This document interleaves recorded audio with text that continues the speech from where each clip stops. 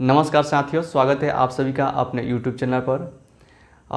हम लोग इस सेशन में बात करने वाले हैं पटना कलम चित्रकला जो था वो पूरा कंप्लीट हो गया है। मधुबनी चित्रकला वो भी कंप्लीट हो गया है। अब इसके बाद से हम लोग बात करेंगे मंजूषा कला, बहुत ही छोटा टॉपिक है, उस पर हम लोग बात करेंगे। और थंका चित्रकला, तो थंका चित्रकला की बात करेंगे और मंजूषा कला की बात करेंगे। तो मंजूषा कला की सबसे पहले हम लोग बात कर लेते हैं, उसके बाद से थंका कला हम लोग बात करेंगे। तो मंजूषा कला की बात करते हैं तो यह भागलपुर जो बिहार के ज़िला हैं, जो पूर्वी क्षेत्र में पूर्वी और दक्षिणी क्षेत्र में होते हैं, भागलपुर और बांका जो भागलपुर प्रमंडल के अंतर्गत आते हैं। तो भागलपुर ज़िला से संबंधित है मंजूषा कला। ठीक है, इसमें जितने भी बिसहरी जो त्योहारें होते हैं उनमें इसका यूज किया जाता है, इस कला का यूज किया जाता है। ठीक है, और ऐसा कहा जाता है कि इसमें सांपों के जो देवता होते हैं उनको विशेषता इसमें प्रमुखता दी गई है। तो आइए इसमें देखते हैं क्या क्या है, इसकी क्या क्या विशेषताएं हैं, इसको हम लोग आज देखेंगे। तो सबसे पहले बात करते हैं कि लोक संस्कृति की जहाँ तक बात है, लोक जन की जो आस्था ईश्वरीय मिथ कथाओं पर हमेशा से विद्यमान है। बिहार के भागलपुर की कथा पर आधारित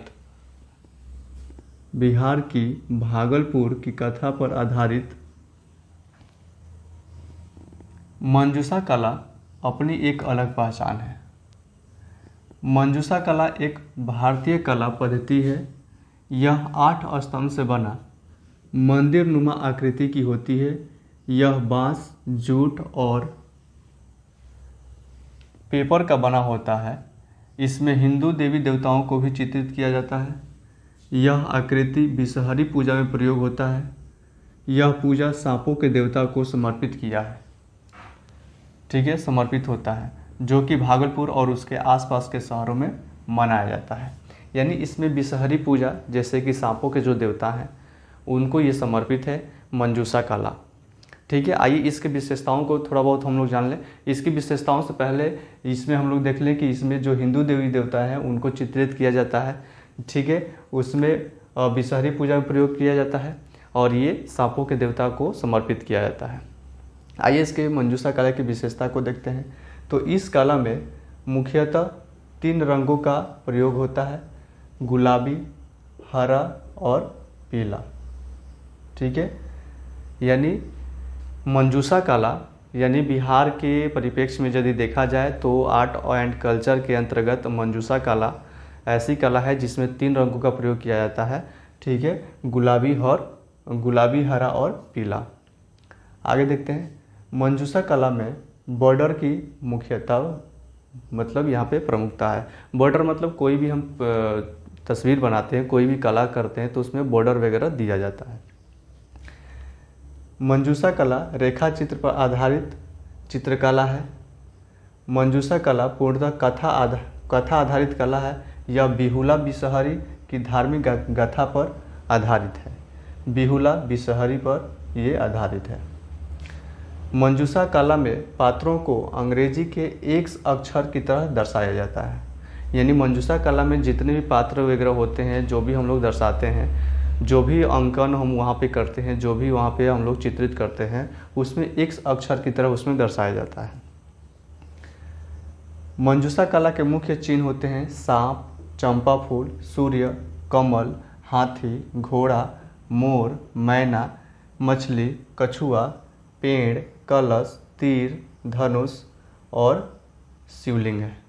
ठीक है, शिवलिंग अब यहाँ पे इसलिए है कि यहाँ पे कहीं ना कहीं हो सकता है कि भगवान शिव की भी यहाँ पे जिक्र किया जाए। आइए देखते हैं।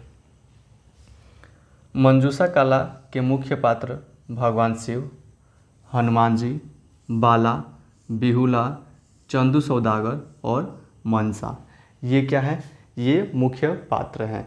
यानी हम लोग मंजूषा कला में हम लोग देखेंगे तो मुख्यतः ये पात्र जो हैं उनको दर्शाया जाता है। ठीक है, जिसमें से भगवान ये शिव हो गए, हनुमान जी हो गए, बाला हो गए, बिहुला और चंदू सौदागर और मनसा, यानी इन्हीं को हम लोग वहाँ पे दर्शाते हैं। दर्शाने का क्या क्रम होता है, एक अक्षर की तरह हम लोग दर्शाते हैं। आगे देखते हैं, मंजूषा कला के मुख्य बॉर्डर बेलपत्र, त्रिभुज और लहरिया और मोखा और सर्प की लड़ी होती है। यानी कोई भी हम फॉर्मेट बनाते हैं तो फॉर्मेट बनाने में जो उसका जो बॉर्डर होता है, बॉर्डर हम लोग तैयार करते हैं, तो उसमें हम लोग इसका यूज कर सकते हैं बेलपत्र का। ठीक है, बेलपत्र, त्रिभुज, लहरिया, मोखा और सर्प की लड़ी।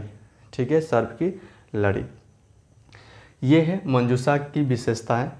और मंजूषा की बात करें तो भागलपुर से यहाँ पे उसकी उत्पत्ति हुई है और भागलपुर के विशेष अलग अलग क्षेत्रों में जो भी है, अब भागलपुर से संबंधित जितनी भी अगल बगल के जो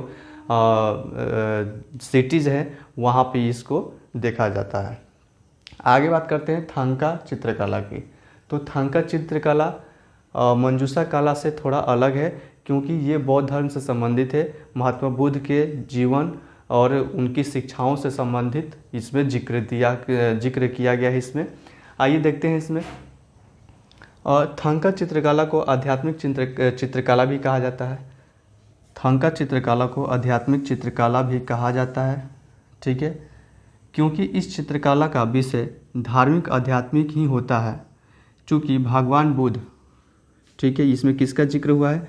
भगवान बुद्ध के जीवन और उनकी शिक्षाओं का जिक्र इसमें किया गया है, पर आधारित होती है, इसलिए इसे बौद्ध पेंटिंग भी कहा जाता है। बौद्ध पेंटिंग से संबंधित किस कला को हम लोग जानते हैं, किस चित्रकला को जानते हैं? तो थांका चित्रकला को। थांका तिब्बती भाषा का शब्द है जिसका अर्थ होता है जिसे लपेटा जा सके। ठीक है, थांका तिब्बती भाषा है, यानी यह तिब्बत की भाषाओं से लिया गया है, जिसका मतलब होता है जिसे लपेटा जा सके।